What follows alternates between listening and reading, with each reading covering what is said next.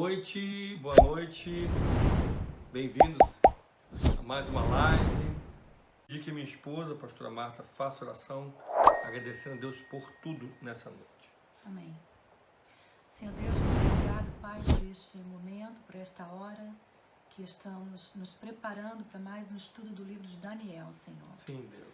Obrigado, Deus, por essa oportunidade, Pai, de expandir a Tua palavra, o conhecimento, Pai, a todos aqueles que necessitam de conhecimento da Tua palavra, aqueles que buscam, Senhor, que desejam como nós, Senhor.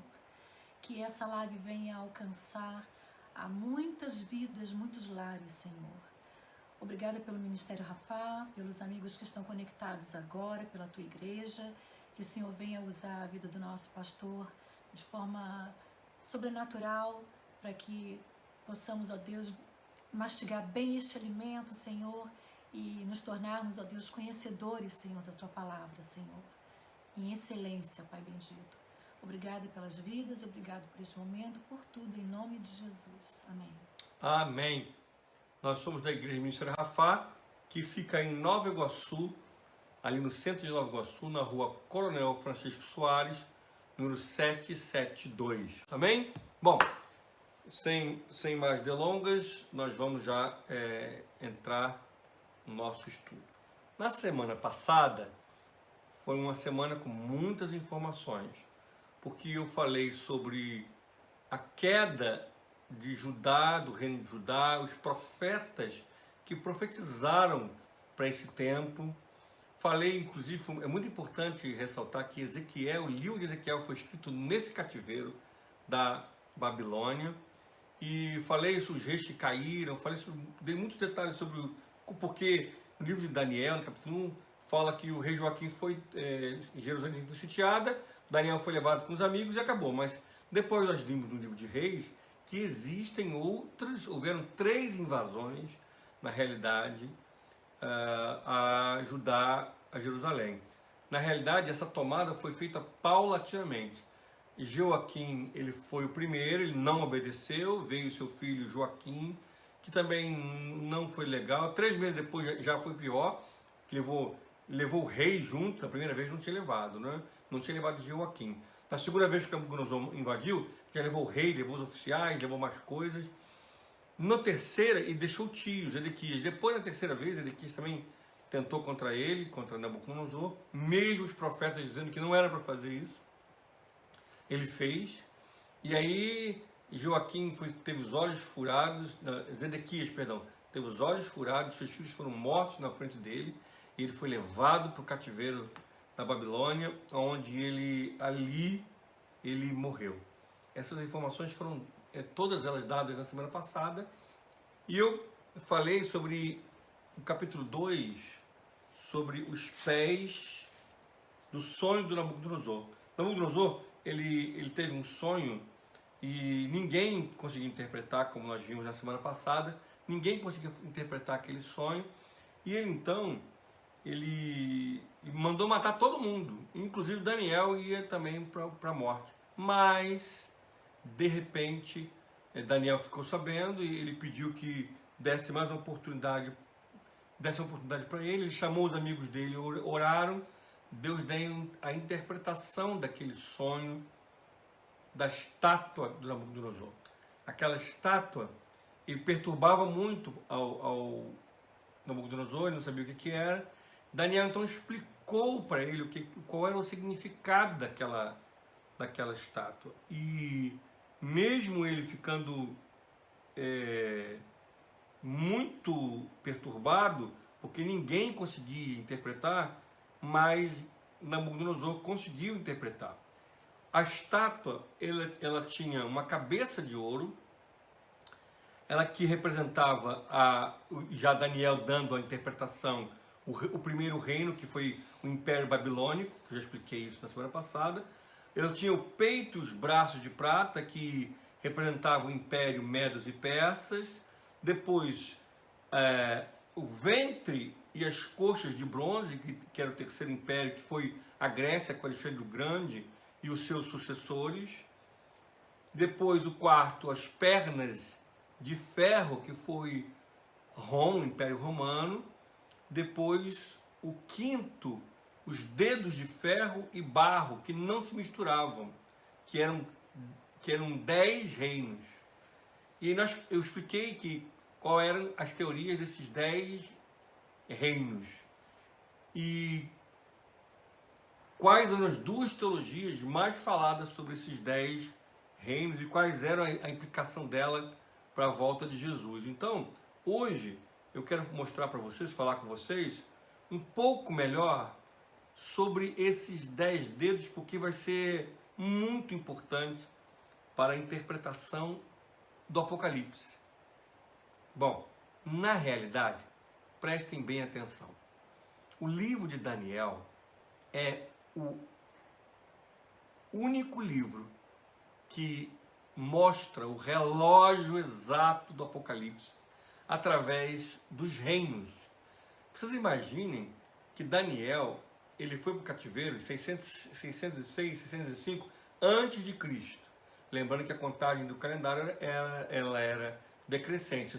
604 a.C., 100 a.C., 10 a.C., enfim, era decrescente. Então, 606 anos antes de Cristo, Daniel ele vai para o cativeiro, e ele fica no cativeiro, os 70 anos que Judá fica no cativeiro, ele fica no cativeiro, e lá, imaginem só vocês, ele tem a visão dos reinos, cada um reino, o tempo de cada um, até chegar à volta de Jesus.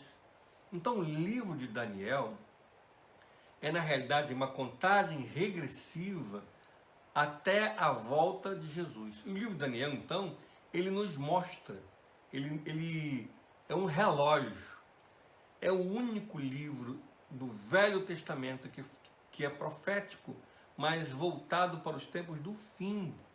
Toda a visão de Daniel é voltada para o tempo do fim. Por isso que é um livro muito histórico. E por ele ser muito histórico, muitas pessoas não conseguem entender porque precisam de um auxílio, precisam de um estudo histórico. E ele coloca detalhadamente, à medida que você mergulha, à medida que você pesquisa, os tempos e os reinos que viriam. Logicamente que se levantam algumas teologias sobre esses reinos. E é um estudo muito aprofundado. Ele é um estudo, na realidade, histórico. Por isso que muitas vezes, muitas pessoas elas têm dificuldade de entender. Porque, na realidade, o livro de Daniel está relacionado com a história da humanidade, os reinos, os impérios e a volta de Jesus. O objetivo desse livro que o Senhor nos colocou, usando esse jovem, porque ele era menino quando ele foi para a Babilônia, ele era adolescente, entre 12 a 16 anos, era mostrar para nós o tempo exato até a volta do Senhor Jesus. Bom, na semana passada eu falei sobre a cabeça, falei sobre cada parte do corpo, e esses 10 dedinhos, eu citei as duas teologias, mas eu não pude me adentrar, porque o tempo já estava tomado, e hoje então eu quero me detalhar com vocês sobre o capítulo 2 de Daniel, ainda no capítulo 2, a interpretação dos dedos, porque vai ser muito proveitoso para nós mesmos entendermos aonde nós estamos na história bíblica da volta do Senhor Jesus. Quer dizer, quem estudou Daniel há 100 anos atrás, há 10 anos atrás, quem leu Daniel e estudou e compreendeu, pode exatamente, ele podia saber exatamente em que tempo ele estava da volta de Jesus. É um relógio decrescente da volta do Senhor Jesus. Vamos ler Daniel então, no capítulo 2, versículo 32. A cabeça era de fino ouro, o peito e os braços de prata, e o ventre e os quadris de bronze, as pernas de ferro, os pés de ferro e em parte de barro. Então, já na semana passada eu descrevi todos esses reinos. Agora nós vamos partir para o versículo 41 do mesmo capítulo. que diz assim: quanto ao que viste dos pés e dos artelhos, artelhos são os dedos, em parte de barro, de oleiro e em parte de ferro, será esse um reino dividido. Contudo, haverá nele alguma coisa da firmeza do ferro, pois que viste o ferro misturado com barro de lodo. Como os artelhos dos pés eram em parte de ferro e em parte de barro, assim, por uma parte o reino será forte e por outra será frágil. Então, nós entendemos que todos os reinos que já foram citados eram grandes impérios que dominaram o mundo. Já os dedos dos pés são impérios, são reinos, mas eles são parte de ferro que representam uma força tremenda, mas ao mesmo tempo de barro que representa a fragilidade. E eu preciso explicar para vocês o que esses dedos eles representam teologicamente. Alguns dizem, uma teologia diz que esses 10 dedos são os 10 reinos que vieram após o reino de Roma. O reino de Roma, ele durou 644 anos. Ele se iniciou em 168 a.C. e ficou até 476 depois de Cristo. Ele foi o império maior do que o Império Babilônico, Medos e Persas. Ele foi um império muito grande. E esse império, ele sofreu muitos ataques ao longo desse tempo. Ele sofreu muitos ataques internos, já de militares insatisfeitos, de povos insatisfeitos. Esse império, ele já vinha sofrendo muitos ataques, até que então ele sofreu uma forte divisão. Houve uma queda do império logo depois. O Império Romano ele sofreu, na realidade, duas quedas, porque o Império foi dividido. O Império ele foi dividido entre o Império Romano e também o Império de Constantinopla, no Oriente. Passado-se um tempo, Roma ela foi dividida, porque houveram tantos ataques, tantas discórdias, que houve uma necessidade de uma divisão desse império, entre o Império Ocidente, de Roma, e o do Oriente, com Constantinopla, também conhecido como Império Bizantino. Quem fez isso foi o imperador Teodoro. Ele viu que Roma estava muito dividida, ele então dividiu o Império Romano em duas áreas para fortalecê-los. Bom, passaram-se alguns tempos, em 420 depois de Cristo, um grupo de escravos já revoltosos, pela primeira vez conseguiram sair das cadeias e invadiram Roma. E seu líder foi Alarico, um grande guerreiro. Roma foi saqueada por 3 dias, já mostrando a queda gradual do império. Os povos que eles dominaram, Roma dominou 1/4 de toda a população mundial. Mas os Césares, eles eram terríveis, então começou a haver revolução, mesmo com a divisão do Império Ocidental, do Oriental, não conseguiu fortalecer. Em 420, o Império Ocidental de Roma foi invadido terrivelmente. E as invasões elas não pararam, as revoluções elas não pararam, as guerras elas não pararam, até que em 476, Roma ela foi atacada por um general conhecido romano, o nome dele era Flávio. Ele invadiu Roma, ele destruiu o Império Romano. E ele acabou com César, acabou com aquilo na parte ocidental de Roma. Isso aconteceu em 476. A parte oriental, ou o Império Bizantino, ou o Império Romano de Constantinopla, ainda ficou por 1.200 a 1.500 anos. Foram 2 impérios divididos. No término desses 2 impérios, e esses impérios eles foram tomados por militares, por bárbaros, eles então deixaram uma lacuna tremenda na Europa, porque Roma era uma totalidade em toda aquela área, como na África, como na Ásia. Roma era gigantesco. Mesmo tendo dois impérios para fortalecê-los, o Império Ocidental caiu primeiro, o Império Oriental caiu depois. Quando caiu, deixou uma lacuna. Aí então vieram os bárbaros. E é muito importante você entender o nome dos bárbaros, são nomes estranhos a nós, mas que vão nos dar entendimento da formação dos países da Europa. Ali nasceram o continente europeu como nós conhecemos hoje.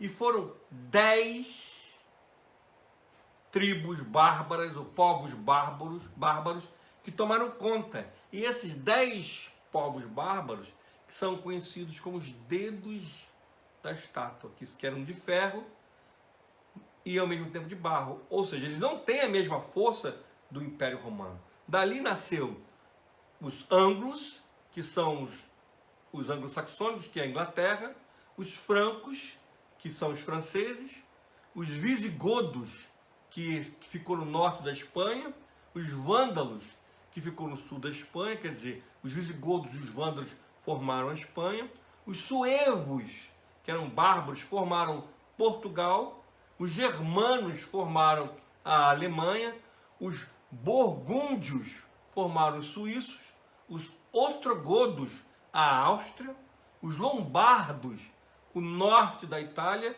e os hércules o sul da Itália. Esses 10 povos bárbaros formaram reinos da Europa. Ou seja, Roma caiu, os bárbaros se levantaram e formaram a Europa como muito que nós conhecemos hoje. Esses, então, teologicamente, são os 10 dedos do império, que tem a força, mas é de barro. Não é a mesma coisa que uma estátua, como foi o Babilônia, que era de ouro, a cabeça de Babilônia, que foi Nabucodonosor, forte, guerreiro. Não é uma hegemonia, são reinos divididos. Então, o que era um reino só, ficou um reino dividido. E acredita-se que depois dessa divisão do reino dividido, veio Jesus, vamos ler agora aqui, que é a pedra que acaba com os reinos. Versículo 44 do capítulo 2. Mas nos dias desses reis, o Deus do céu suscitará um reino que não será jamais destruído. Este reino passará a outro povo, esmiuçará e consumirá todos esses reinos, mas ele mesmo subsistirá para sempre. Como viste que do monte foi cortada uma pedra, sem auxílio de mãos, e ela esmiuçou o ferro, o bronze, o barro, a prata e o ouro. O grande Deus fez saber ao rei o que há de ser futuramente. Certo é o sonho e fiel a sua interpretação. Então, teologicamente, alguns acreditam que Roma, depois é o quarto império, depois o quinto, os dedos, são esses 10 países, são esses 10 tribos, corretamente colocando, são 10 tribos de bárbaros que dividiram a Europa. Elas eram fortes, mas tinham muita fragilidade. Logo depois, então, nós lemos aqui, a pedra que veio é o reino de Jesus. Jesus, ele veio e, quando ele veio à Terra, ele começa seu ministério, ele deixa a igreja, que vai terminar na volta de Jesus. Esta é a primeira teoria para os dedos. Ou seja, esses 10 reinos oriundos, vindos de Roma, que logo depois Jesus veio, inicia ali o seu ministério, ele começa a destruir toda essa estrutura de reino que é colocada, que vai culminar com a sua segunda volta. A segunda teoria, ela acredita que esses 10 reinos são, na realidade, 10 impérios, onde 10 países, depois de Roma, se fundaram mediante a essas tribos, como nós já falamos, mas delas nasceram potências mundiais, logicamente que uma em algum tempo e outro tempo, que tentavam fazer aliança com elas, e cada um desses impérios ou reinos representa um tempo até a volta de Jesus. Na primeira teoria, eles acreditam que quando Jesus veio na Terra, já começou ali. Mas a segunda teoria acredita que não. São 10 impérios que terminarão com o último império, que é o do Anticristo. Então, o primeiro império, eles acreditam que foi o império da Espanha, da Inglaterra com o Reino Unido, da França, Portugal, Holanda, os turcos que destruíram a Roma Oriental, o Império Bizantino, com os turcos vieram com o Império Otomano, a Alemanha, que por um grande período, infelizmente alguns anos, a Alemanha foi um tormento mundial, querendo fazer uma grande nação, os Estados Unidos, a Rússia, que criou a grande União Soviética, depois os Estados Unidos, que é agora o nono, e o último, o Império ou o Reino Mundial do Anticristo. Então, são duas teologias completamente diferentes. Uma teologia, a primeira, acredita que os 10 tribos bárbaras que fundaram os países da Europa são os 10 dedos, que são fracos. Logo depois Jesus veio como homem e ali ele começou a sua história, que vai culminar com a sua volta, onde vai destruir todos esses reinos. A segunda acredita que inicia com esses 10 tribos bárbaras, mas que nascem países com potências, onde cada uma delas reinou, algumas com aliança, e esses reinos não têm a mesma força dos reinos anteriores, mas são fortes, têm a sua representatividade mundial, que vai culminar com o 10º reino, que é o do Anticristo, com o governo mundial, e logo depois a pedra que vai vir, que vai destruir esse pé e vai destruir essa estátua, é a volta de Jesus. Bom, as duas teologias, elas são válidas, e aqui, você pode assistir, pode ver livros, pode ver no YouTube, que alguns usam essa teologia e outros usam essa teologia.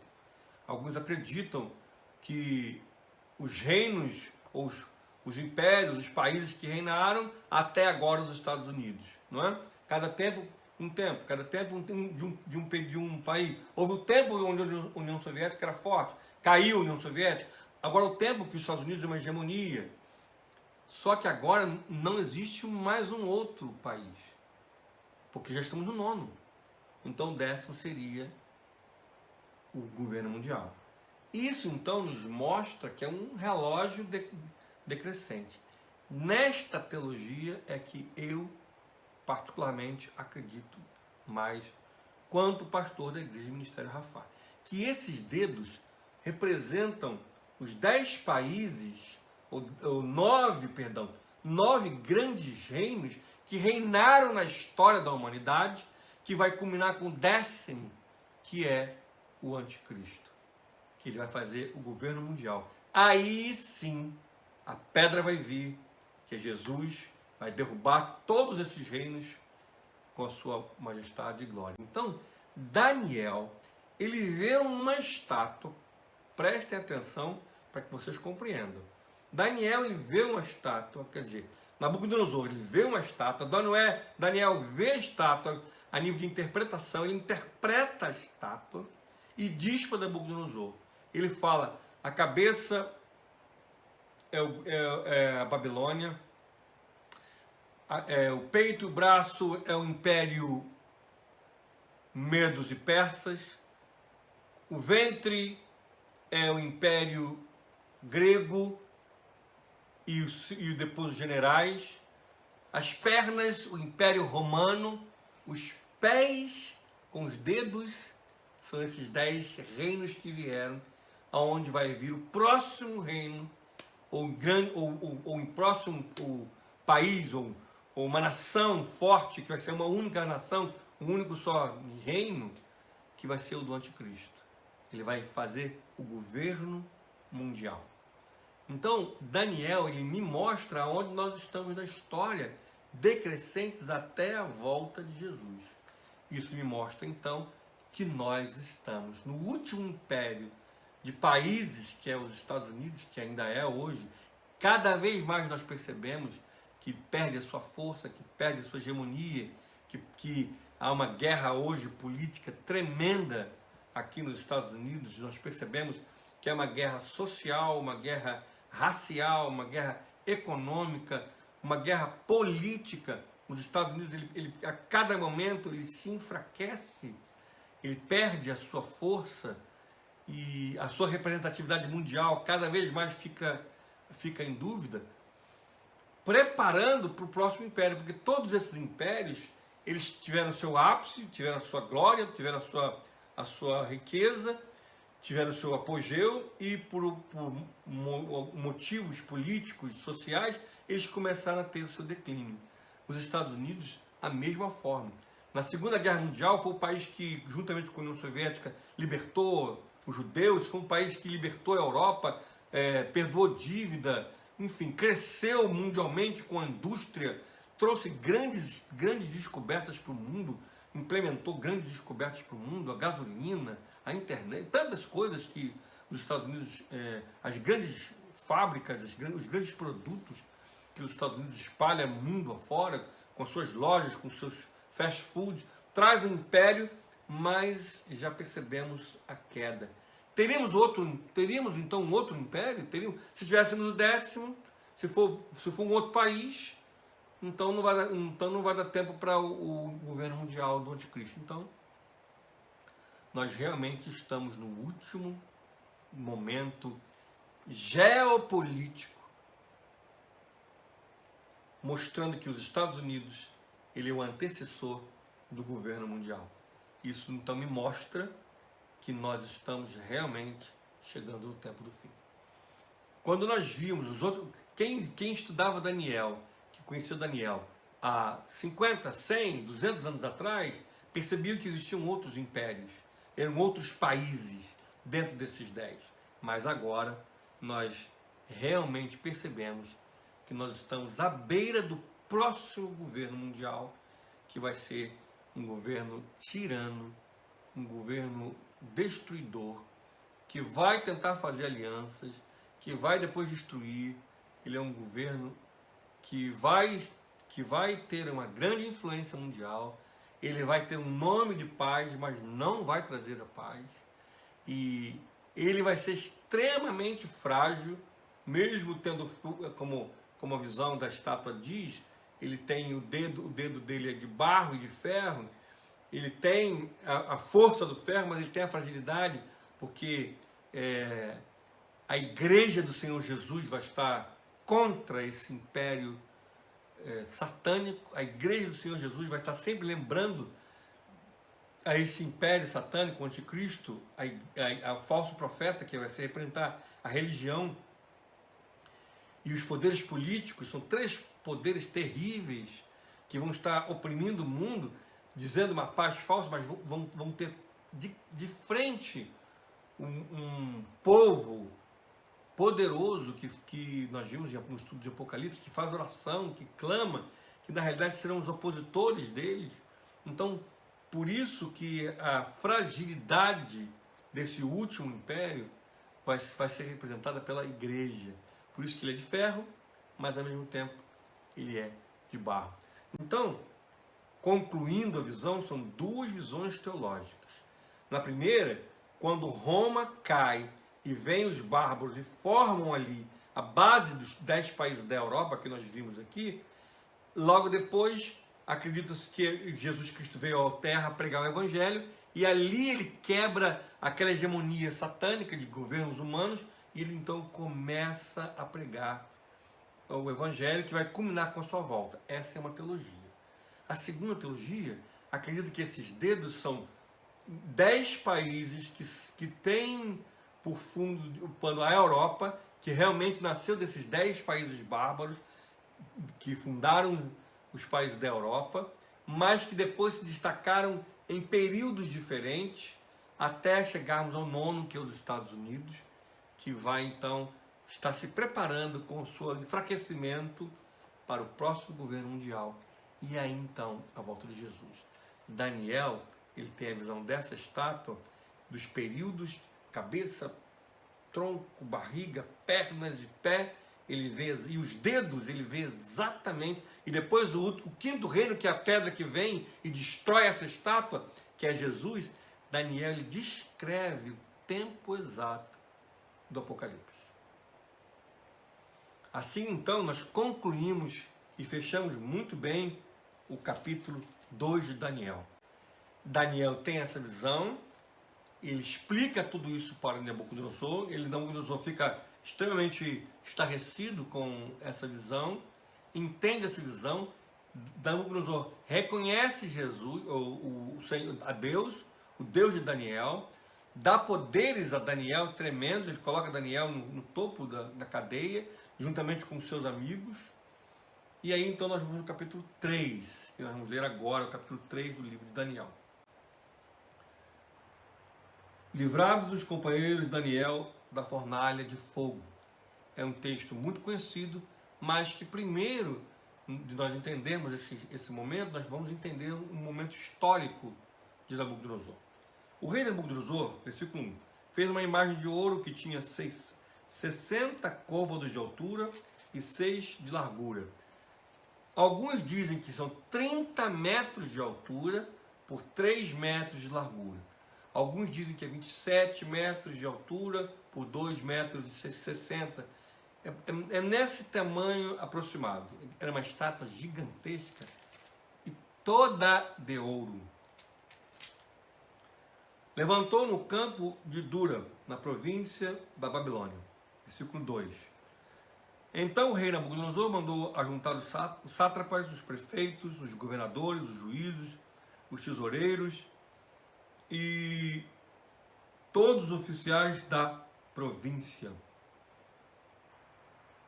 para que viessem à congregação, a consagração da imagem que o rei Nabucodonosor tinha levantado.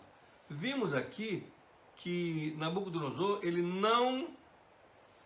tinha achado lindo tudo que Daniel fez, mas ele reconheceu, mas ele no fundo e no raso, ele não tinha se convertido.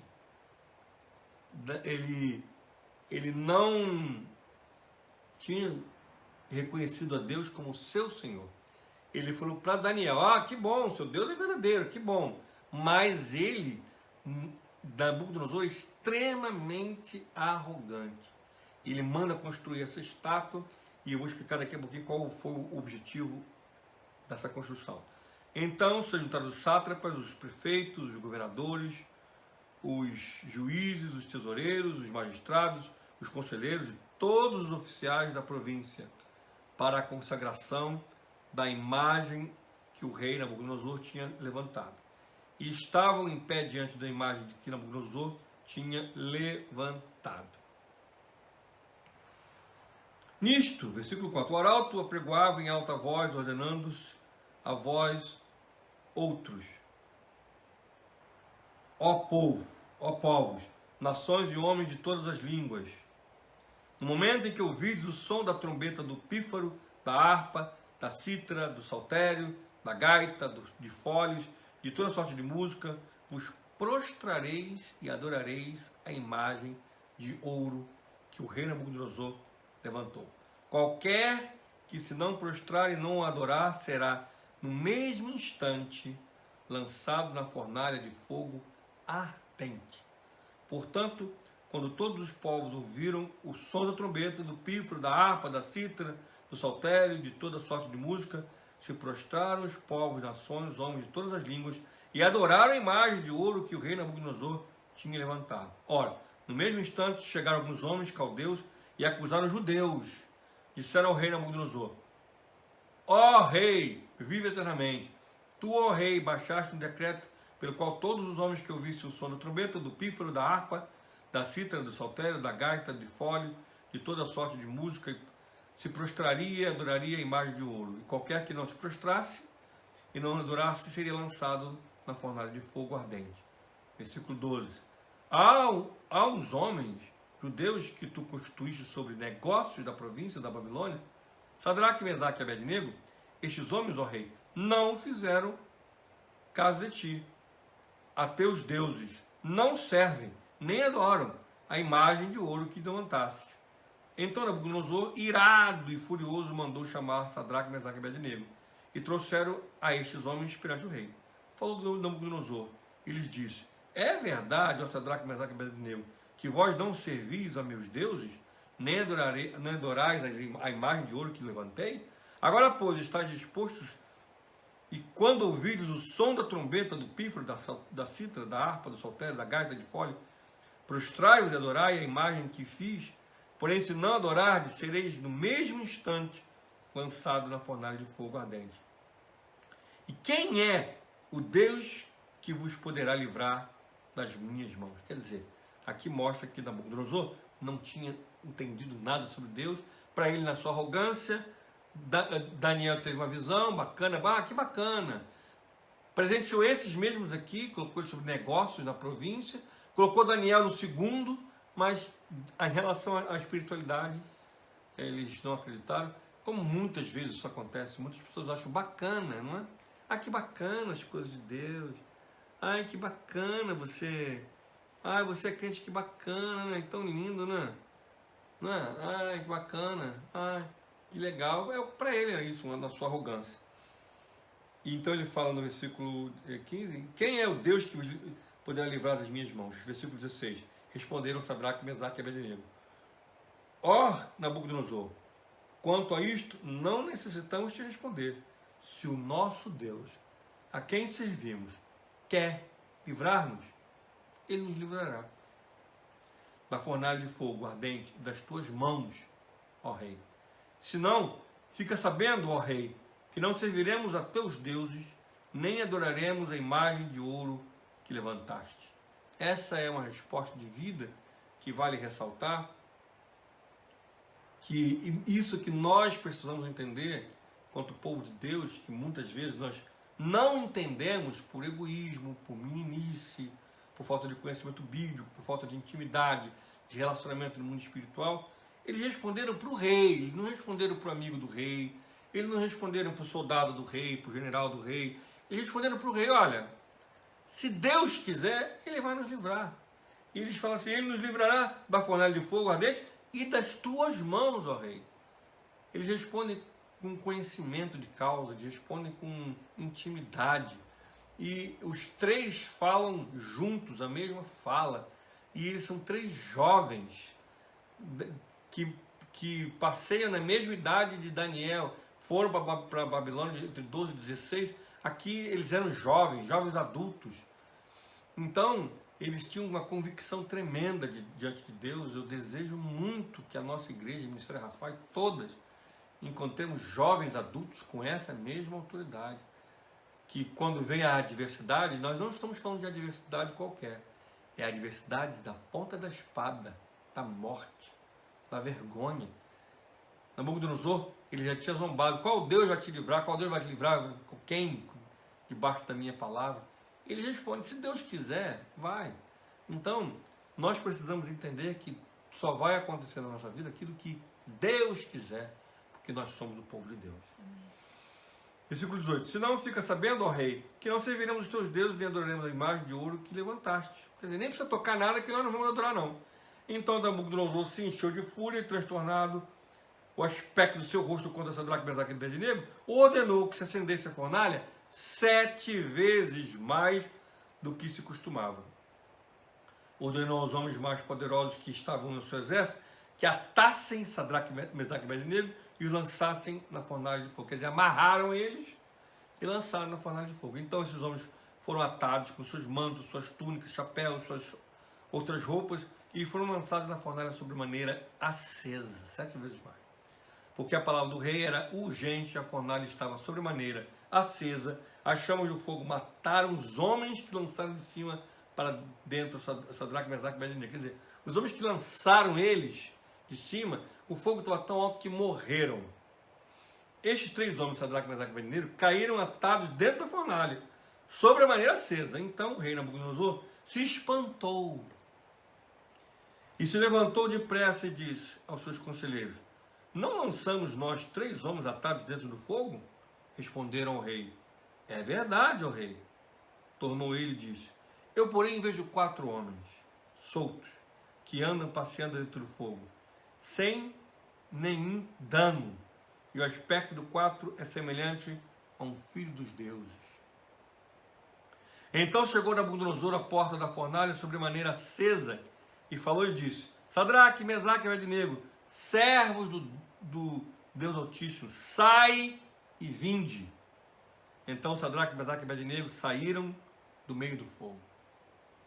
Ajuntaram-se aos sátrapas, os prefeitos, os governadores e os conselheiros do rei, viram que o fogo não teve poder algum sobre os corpos destes homens, nem foram chamuscados os cabelos da sua cabeça, nem o seu manto se mudaram, nem cheiro de fogo passaram sobre eles. Falou Nabucodonosor e disse: bendito seja o Deus de Sadraque, Mesaque e Abednego, que enviou o seu anjo e livrou os seus servos, que confiaram nele, pois não quiseram cumprir a palavra do rei, preferiram entregar o seu corpo a servir e adorar a qualquer outro Deus, senão ao seu Deus. Portanto, faça um decreto pelo qual todo povo, nação, língua que disser blasfemar contra Deus de Sadraque, Mesaque e Abednego seja despedaçado, e suas casas sejam feitas em monturo, porque não há outro Deus que possa livrar como este. Então o rei fez prosperar Sadraque, Mesaque e Abednego na província da Babilônia. Bom,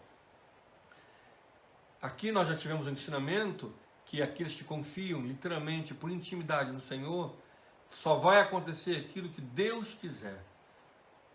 Nada vai acontecer com o seu povo que não seja do desígnio, da vontade, da hora, do jeito que Deus quer. Pastor, nada.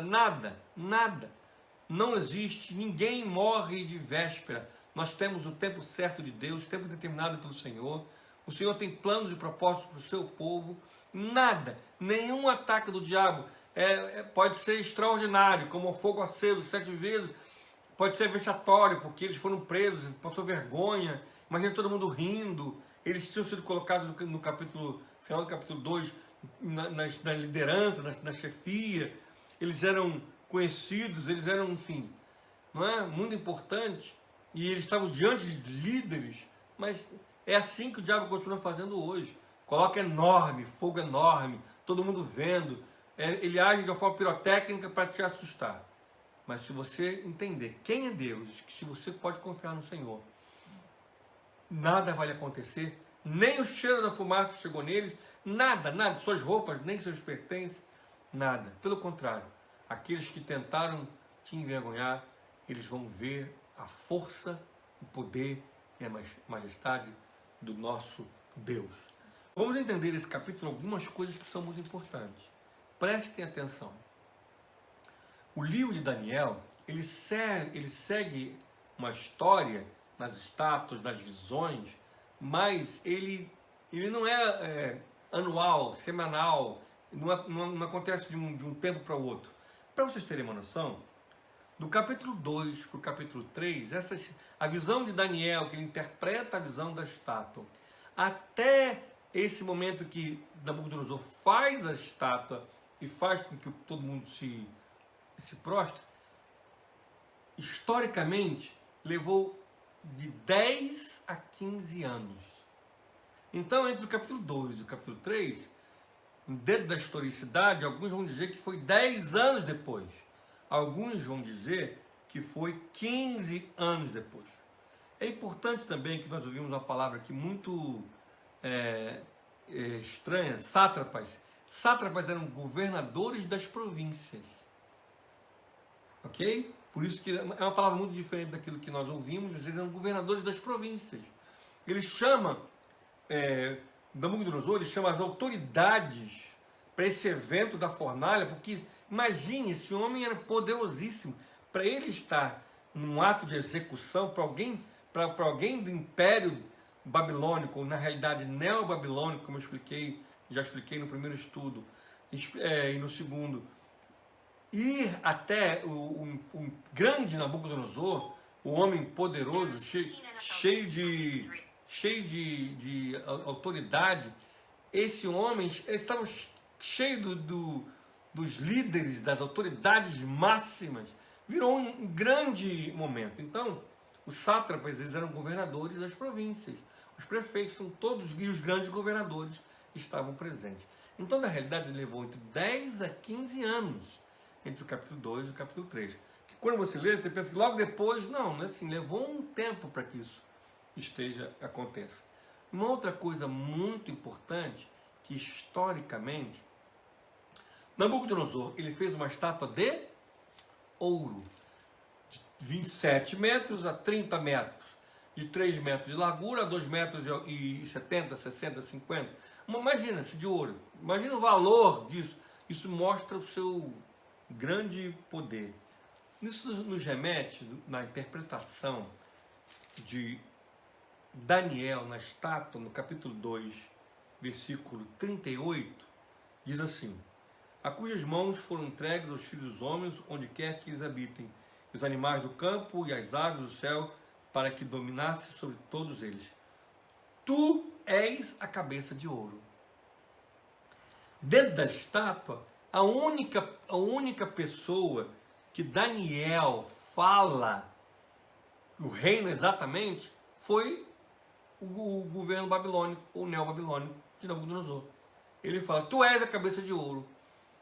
Então ele diz, tu és a cabeça, depois ele vai descrevendo parte a parte da estátua, mas ele não diz quais são as estátuas, até porque ele não sabia. Depois, com os acontecimentos, Nabucodonosor perde o poder, vem os Medos e Persas perde o poder, enfim, e vai indo, vem a Grécia, depois da Grécia vem poder, vem Roma. Quer dizer, ele não sabia quais impérios viriam, mas a cabeça ele sabe que é Nabucodonosor.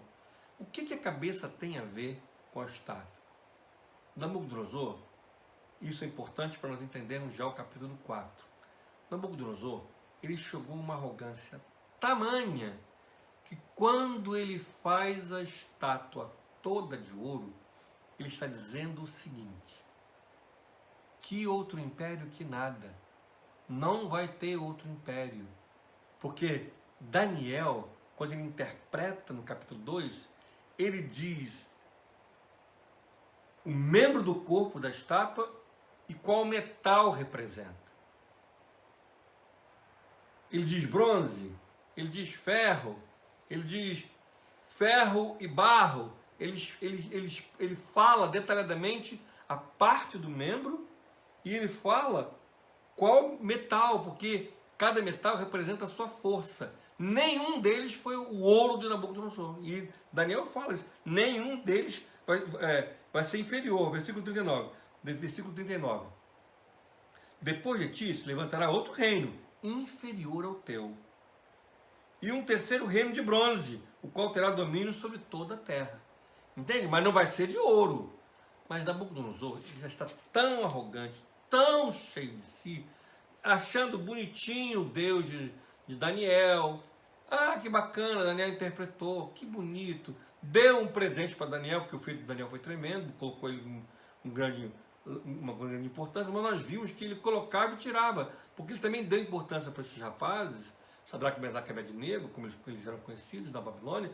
Ele mesmo deu poder para eles, mas jogou eles na fornalha. Quer dizer, eles tinham um grau de arrogância tamanho que quando ele faz uma estátua de ouro, ele quer dizer o seguinte: nunca vai ter outro reino.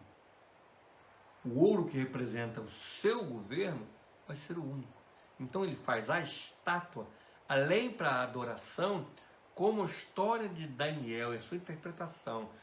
Preste atenção, já tinha corrido por todo o Império Neo-Babilônico, todos já sabiam o que aquilo representava.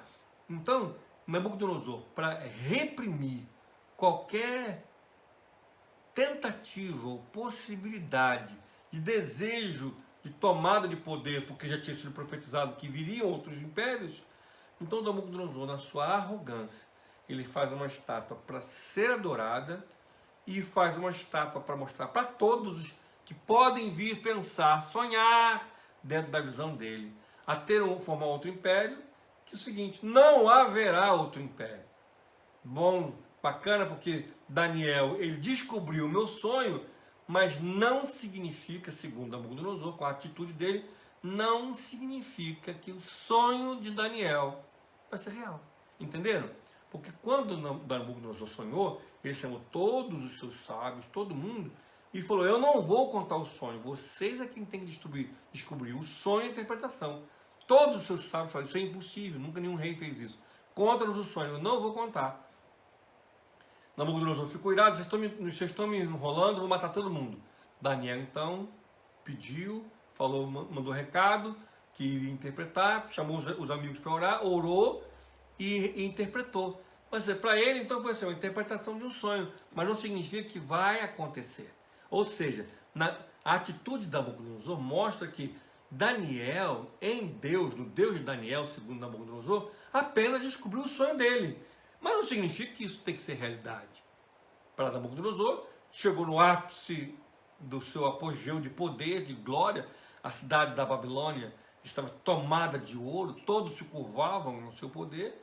Ele então faz uma estátua gigantesca em puro ouro. Vocês imaginem o esplendor disso. Imaginem que todos os lugares, o sonido, o som que aquilo fazia, porque tinham harpas, cítaros, instrumentos tocando altíssimo, para todo mundo se ajoelhasse imediatamente.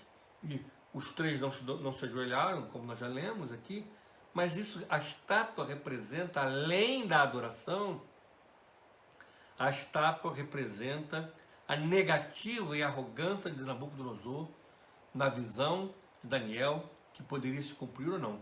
Então ele manda um cala-boca para as outras nações que poderiam tentar, e ele também diz o seguinte, que não significa que é verdade o sonho de Daniel. A imagem da estátua, existem duas formas de interpretação. Alguns acreditam que a estátua tinha o rosto do próprio imperador Nabucodonosor. Outros acreditam que a estátua tinha o rosto de Baal, um deus pagão que já começa a ser introduzido abertamente para todos. Não se tem certeza de qual era a face, a imagem dessa estátua.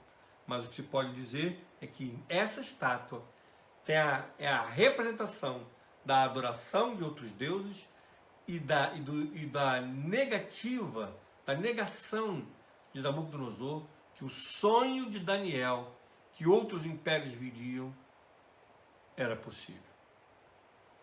Como já disse, esse livro foi escrito há 10 ou 15 anos depois, quer dizer, levou-se um tempo depois da visão, da interpretação de Daniel. Isso mostra que, na realidade, foi uma afirmativa de Nabucodonosor, porque nesse momento, 10, 15 anos depois, o seu império já começava a entrar em declínio. Então, ele implementa ali o seu poder para relembrar ao povo quem ele era. Mas, dentro dessa história geopolítica, interesse político, interesse de zombaria de Nabucodonosor, entra ali 3 jovens crentes que não se curvam ao rei e nem a outro deus. Isso leva ele a um espanto tremendo. Ele fica completamente espantado com esta negativa desses 4 jovens, desses 3 jovens, na qual ele vê a quarta pessoa na fornalha. Essa quarta pessoa na fornalha, ela é passiva de interpretação. Versículo 25 diz assim: tornou-se ele e disse: eu, porém, vejo 4 homens soltos que andam passeando dentro do fogo, sem nenhum dano. E o aspecto do quarto é semelhante a um filho dos deuses. Vamos continuar lendo. Então se chegou Nabucodonosor à porta da fornalha, sobre maneira acesa, falou disso e disse: Sadraque, Mesaque e Abednego, servos do Deus Altíssimo, sai e vinde. Ele fala Deus Altíssimo, que já tinha ouvido tanto eles quanto Daniel falar. Versículo 28. Falou Nabucodonosor e disse: Bendito seja o Deus de Sadraque, Mesaque e Abednego, que enviou o seu anjo e o livrou os seus servos.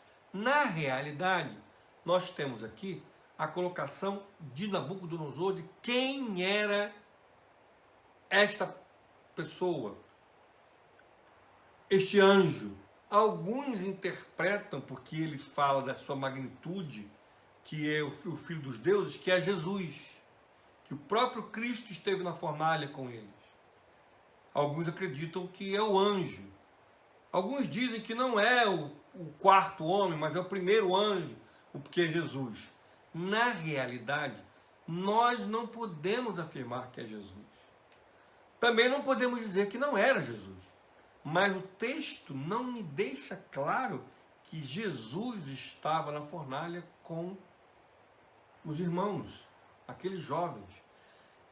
Dentro da visão de Nabucodonosor, ele viu semelhante a um filho dos deuses. Mas a visão de um anjo, imagine, ele devia estar transfigurado, brilhando, reluzente, dentro de uma fornalha. Dentro da sua interpretação pessoal, ele diz que são filhos dos deuses, que ele vê ali um filho dos deuses.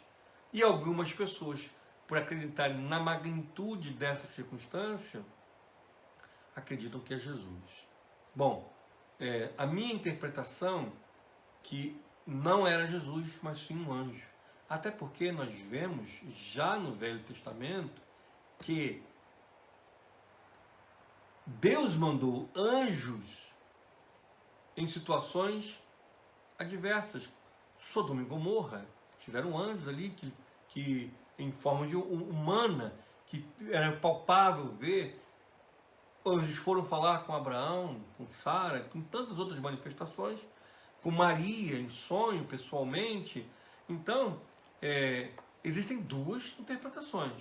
Alguns acreditam que é próprio Jesus, mas não há base bíblica. A Bíblia não me deixa claro para eu dizer para os irmãos que foi realmente Jesus.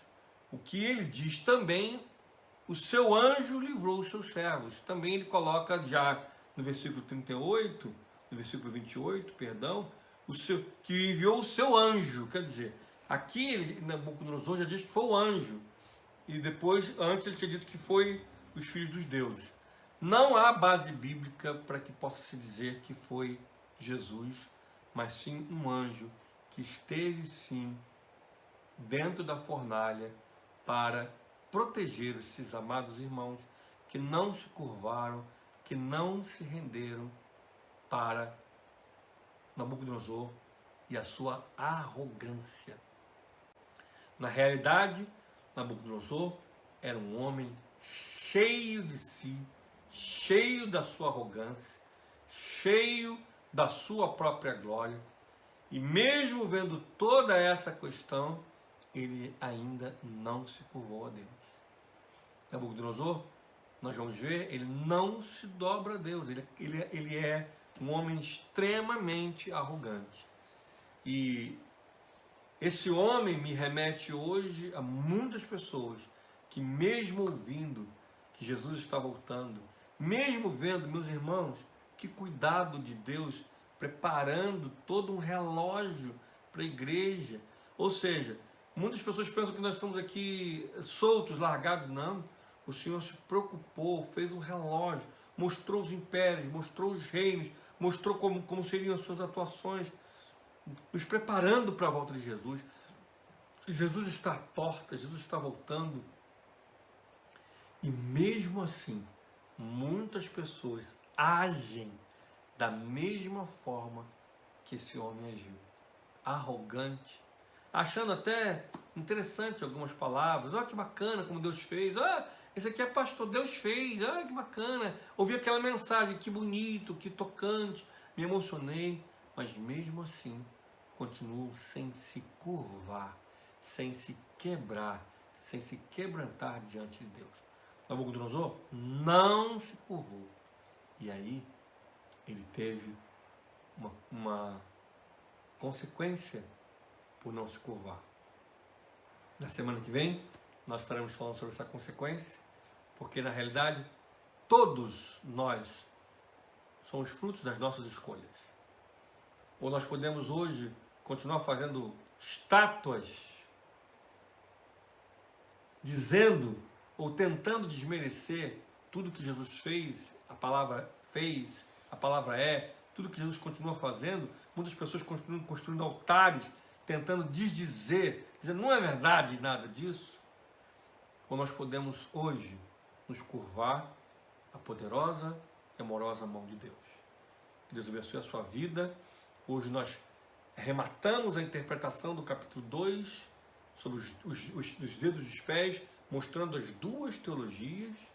Explicitei qual que eu acredito que são 10 reinos que dominaram a terra, mas não de uma forma hegemônica como foi os outros impérios. Nós estamos no 9º, que é os Estados Unidos, nos preparando para o 10º, que é o governo mundial. Que Deus abençoe a sua vida, que você possa se preparar, porque a Bíblia tem o objetivo de nos preparar para a volta de Jesus. Deus abençoe a todos vocês. Vamos orar para encerrarmos, em nome de Jesus. Amém? Vamos orar? Se junte a mim com a palavra de oração. Obrigado, Senhor, meu Deus e meu Pai, por estarmos aqui nessa noite. Continua falando, fortalecendo a cada irmão, a cada irmã que tem estudado a Tua palavra. Ajuda, meu Deus e meu Pai, o Teu povo a entender que nós estamos, na realidade, no tempo do fim. Nos ajuda a estarmos fortalecidos com o que há de acontecer. Que todos esses ensinamentos possam nos fortalecer. Meu Deus e meu Pai, nos ajuda, abençoe cada um que assistiu agora o estudo e que vai assistir depois. É a minha oração, em nome de Jesus. Amém. Tiago tem pergunta, pastor?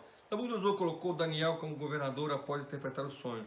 Nessa situação da estátua, ele chamou todos os governantes, mas não fala de Daniel. Ótima sua pergunta, muito obrigado pela sua pergunta.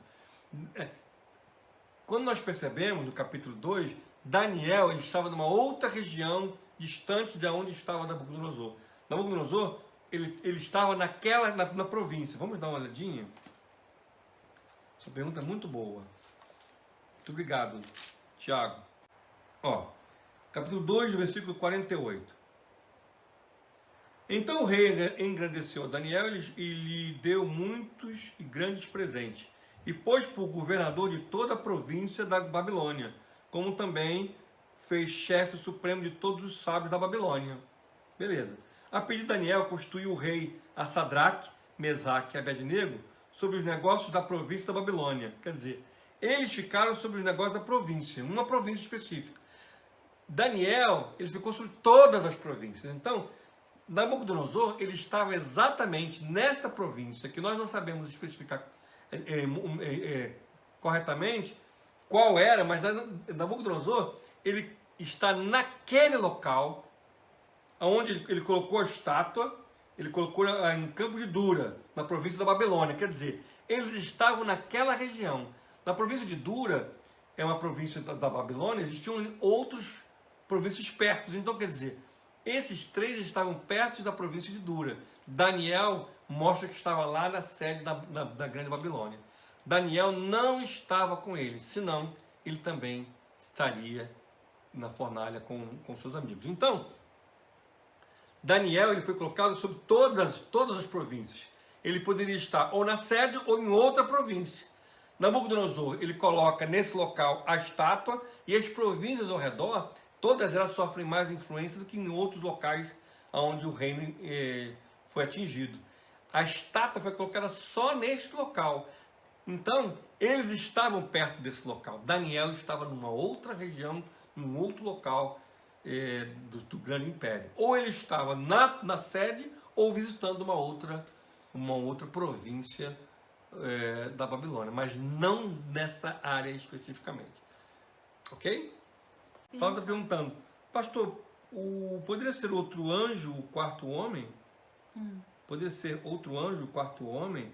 Sim, é um anjo. Tinham três, Sadraque, Mesaque e Abednego. O quarto homem que ele viu, depois ele identifica como um ser espiritual, é um anjo, Flávio. Porque, como eu expliquei, existem duas teologias. Uns acreditam que é Jesus e outros acreditam que era um anjo. Eu acredito que era um anjo porque a Bíblia não diz que era Jesus.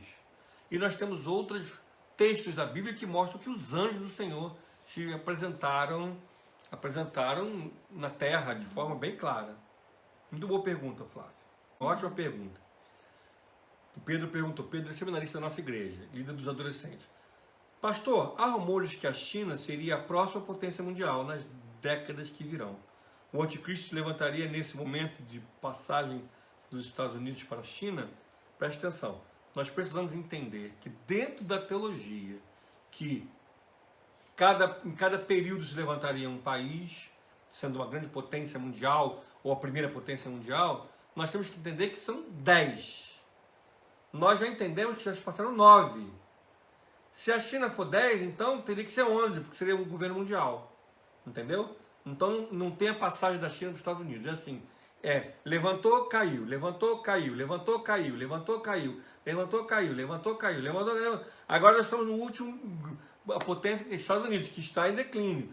Se for a China depois, aí teria que ser 10,5, entendeu? Então depois dos Estados Unidos, tem que se levantar um outro império. Se for o 10º império, aí o governo mundial seria o 11º. E na estátua de Daniel, ele vê os pés e os dedos. E os dedos são 10 reinos divididos, separados. Porque vimos que em Babilônia foram todos esses juntos. Todos, Europa, África, 1/4 da humanidade fazia parte do Império Romano. Era uma coisa gigantesca. Mesmo o Império Romano sendo dividido por dois, ocidental e oriental, bizantino, que foi depois tomado pelos turcos, entendeu? Eles eram enormes. Esses 10, eles eram menores. Eles foram grandes impérios, mas não na magnitude que foram os impérios greco-romano, o grego e os seus sucessores. Alexandre o Grande, que dominou, foi gigantesco, enfim. Se fosse a China, for o 10º, houvesse a passagem, seria o 9,5, o que não tem na Bíblia, ou seria o 10º e teria que ter o 11º. Então não. Depois desse império que nós temos que estar preparados para o último, que é o governo mundial, que já está se preparando. Eu me impressiono muito da forma que está sendo colocado, não é? A forma que está se preparando o governo mundial, assim, o órgão mundial de saúde, tudo é mundial, e a gente esse som já cai nos nossos ouvidos muito bem, entendeu? Nós temos que fazer um planejamento, nós estamos agora na Covid, temos que fazer um planejamento mundial para a distribuição da Covid. Tudo é mundial. Ou seja, todo o sistema é preparado para um governo único, logo depois desse império que nós estamos vendo aí. Logicamente que os Estados Unidos e todos esses impérios que eu falei aqui, eles vão estar sempre presentes, sempre em voga, não é? Hoje mesmo isso é uma matéria muito interessante, que na Alemanha, o partido tradicional que segue a linha de Hitler, segue a suástica, segue a supremacia branca, está crescente na Alemanha. E dentro de quartéis e dos exércitos e das forças militares alemãs, o que é um grande perigo. Saiu da população, está dentro de entidades militares. Um quartel foi todo desmantelado, porque todo ele foi encontrado músicas e suásticas e veneração a Hitler. Um pelotão com aproximadamente 600 homens.